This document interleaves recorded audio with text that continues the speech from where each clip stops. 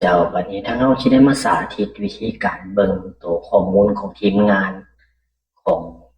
พนักงานเราเนาะสมมติว่าทางข้าพเจ้าเป็นหัวหน้าแผนกหรือหัวหน้าสายงาน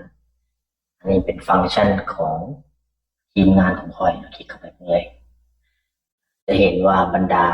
ทีมงานเรามีภายในเนาะที่ว่ารายงานหาข้าพเจ้าเราจะเบิ่งตัวผลงานของข้าพเจ้าได้เลยเนาะยกตัวอย่างตัวอิดนี่แม่นตัวการมาเวียกการเข้าเวียกต่างๆของผู้เกี่ยวเนาะ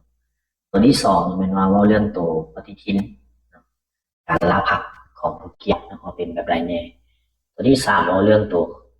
กิจกรรมการเคลื่อนไหวของพนักงานหรือว่าเป็นพนักงานขายเป็นไปหาลูกค้ารายใดเนี่ยต่างๆจะรีพอร์ตผ่านตัวนี้ได้เลยตัวต่อมาเนาะเรื่องโอทีเนาะถ้ามีรายการโอทีเป็นขอวงมาเวียกเนาะแล้วก็ปฏิทินยกตัวอย่างว่าพนักงานคนนี้เพิ่นมีการเฮ็ดเวียกในช่วงเวลาใดแน่มื้อใดแน่วันพักเราเป็นแบบใดนั่นจะเป็นประโยชน์ให้กับคนสายงานสอนเบิ่งงานพนักงานผ่านมือถือเนี่ยเลยในแต่ละคนเนาะจ๊ะ